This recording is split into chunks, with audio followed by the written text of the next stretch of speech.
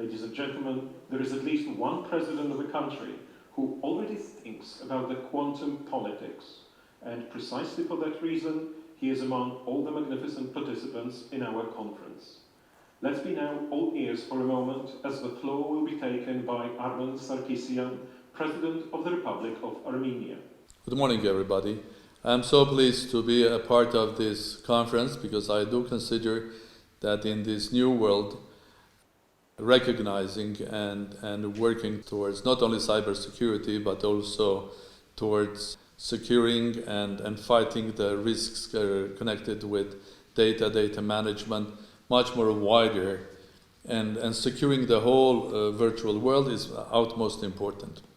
Today in the morning, when I was thinking about these two words about cyber and security, I thought maybe there are another two words that can go together as well. The one will be quantum, and the second one will be dialogue.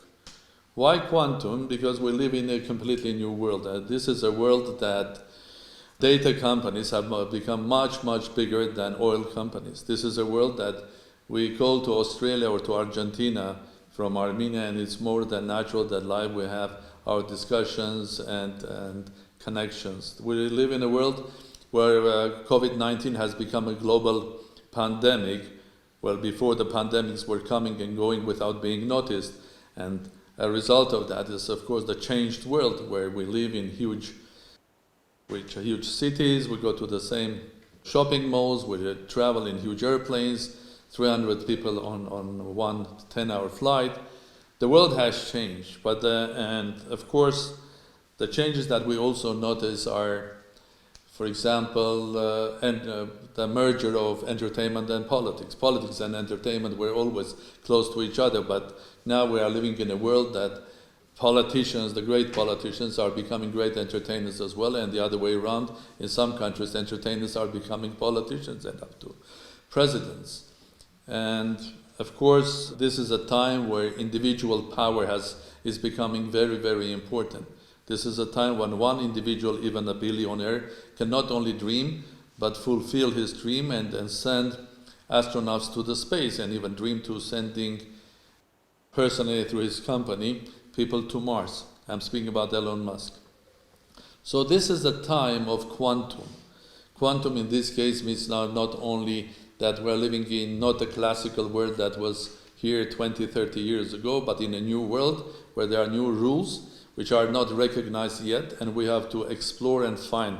And because these rules are not fully recognized and managed, we are seeing a lot of uncertainty, unpredictability, and we have a complete discomfort, like scientists 100 years ago when they couldn't explain classical events. So, welcome to the new world, welcome to the quantum world, and welcome to quantum virtually powered human beings that are source of revolutions in North Africa or Eastern Europe, but they are also source to those politicians that are winning elections not based on political idea or ideology or political party, but the power of quantum and direct access to people. So in this new world, the challenges are new as well, and one of the biggest challenges, of course, is the cyber threat here. And how do we manage the cyber threat? Takes me back in the year 2009. I was a part of an event or organization which was created between NATO, United States, and Russia, and it was called Euro-Atlantic Security Initiative. It was chaired by Senator Nunn, former Minister of Russia Sergei Ivanov, and Ambassador Ishinga. And the idea was to discuss about the future challenges, starting from strategic arms, conventional arms, terrorism, and also the third part, where I was involved and partially chaired, was about energy and was about other threats. And one of the other threats, this is the year 2009 and 2010, I recognized the internet was the cyber threat. Those days, it was not as global as today. And I was thinking about how do we manage that? How do we manage the cyber those days? Do we manage, is the solution in technology? Is the solution is finding every and each time new defense systems and so on and so forth? After thinking long about this new world and the challenges ahead, my conclusion is that the important word here is dialogue. It takes me back again to the end of the Cold War and the fall of the Berlin Wall, when the visionary leaders from, let's say, people like President Schmidt, Kohl, and Margaret Thatcher in the West, and President Reagan, and later President Bush, had the courage of going into dialogue with the other side. In this case, it was the Soviet Union, since putting an end to the Cold War and the fall of the Berlin Wall followed. And then, of course, the most important thing was happening, that the United States and Soviet Union negotiated the deal on strategic arms and nuclear arms, which was very, very important. So dialogue is important. So those days I was thinking that dialogue is a solution, not technology, because against every technology there will be a new technology. If you try to protect yourself using only technology, then probably you will fail.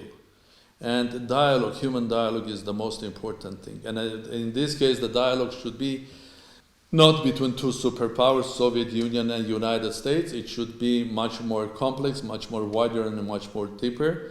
Definitely it should include the European Union, United States, Russia, and I'm pleased to hear that President Putin has offered a dialogue between them and United States. But the issue is that if even United States and Russia will agree, that will just be the beginning of the process, because then you have to involve other big powers, and you have then involve other smaller powers, including smaller countries. If you take a country like Armenia, we are facing cyber threat every day, and it's not only from our neighbor Azerbaijan, but also from Turkey, who is a NATO member. And in fact, unfortunately, that virtual threat is becoming more and more a material one. Probably you have heard there is a conflict on the borders of Nagorno-Karabakh, started by Azerbaijan on Sunday, and unfortunately I have to declare that the NATO member Turkey is fully supporting now Azerbaijan through its electronic drones, through cyber attacks, but not only that, but also their personnel and advisors and mercenaries, and also up to F-16s. That for every Armenian living worldwide, it's a sort of a return of the ghost. Initially it was return of a ghost, of a virtual ghost, but now it's becoming material. Why I say a ghost? Because that's the ghost of the Ottoman Empire that 105 years ago masterminded the genocide of Armenians. So there is no way that we can allow that this genocide happens again. But where is the solution? Even in this conflict of Nagorno-Karabakh, again, it's dialogue. Dialogue between parties, and there's a platform, the OSCE Minsk Group, and there are three co-chairs, Russia, France, and United States, and we should go back to dialogue. On material conflict and cyber conflicts, there is only one way out, and that's the dialogue. Of course, dialogue in a virtual world is complex, because as I said, it should include everybody here, up to the individual, the quantum that is virtually powered. These days, there are a lot of talented girls and boys that if they were living 30 years ago, probably they will be dreaming of becoming the next Bill Gates or Steve Jobs. Or if they were some 40, 50, 60 years ago, they would be dreaming becoming the next Albert Einstein. But today, I think if they are ill-motivated, they will try to go into hacking, and this hacking will create a huge problem. So cybersecurity is as big as a threat to the humanity as the nuclear arms, biological arms, and it's the time that we realize that we live in a new world, and this new world has its own new rules that are different from the classical, and that is why I call it quantum, and it has to take into account from superpower up to the powerful individual, and all of our dialogue should include many. Of course, by creating systems, agreements, limitations, but you cannot get them if we don't have a dialogue. So once again, if I think about cybersecurity today, the final words are: welcome to the new world. Welcome to the world where data and internet will be dominating. Welcome to the world where data companies are 10 times bigger than oil companies. Welcome to the world where quantum, one highly energized individual, can organize a revolution using this thing, which is the tool, and its virtual connectivity, because every individual now is half material and half virtual. And welcome to the world that is, it looks like much more unstable, unpredictable, not safe from the point of view of cyber and data management, the biggest value of the humanity that it has now, which is data around the world. And I think we have to think very seriously. And the way forward, from my personal experience, is not technological solutions. They are very important. They are very important to have firewalls, antiviruses, specific technologies. All of that is important. But eventually, for every genius and creator on the one side, there will be another genius or a creator on the other side. For every anti-system to the cyber, there will be another one that will be breaking this anti-system. So the way out for us, people that live on this planet, among many threats that we are facing today, be that pandemic, which is a result of the changed world, it's not the consequence, and we have to realize that. The climate problems that we are facing, also, it's a result of technological advance of the human society. And of course, if I stop here, the one big one is the cyber security, and it's time for us to get serious and seriously think about how to fight cyber. That means how do we make this world much more safer. And one of the first steps, as I said earlier, is to realize that the classical world of engagement or dialogue or working together, they don't work. They don't work because this is a world which is completely different than even the one that was 10 years ago and 20. And this world is going to change even faster. If we don't change, if we don't realize, then we will have more and more questions than no answers. The way forward is to realize that there are new rules that are running this new world. That's why I call it quantum, and welcome to the quantum world. And quantum in this case may means that this world is run not by classical rules. Quantum in this case means also that we are so much interconnected and interrelated that the systems and ordinary values that we have, they have to be adopted. And one of them is, for example, the utmost important one, democracy. How do we exercise democracy?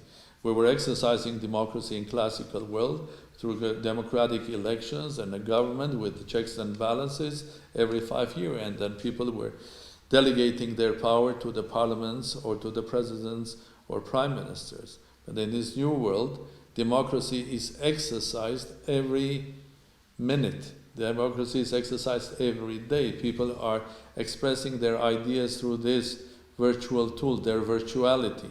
So every politician daily knows how high is his or her rating and where does this politician stand and what. And this tool also is not only recording the rating, but it's also having huge, tremendous influence on decision-making process.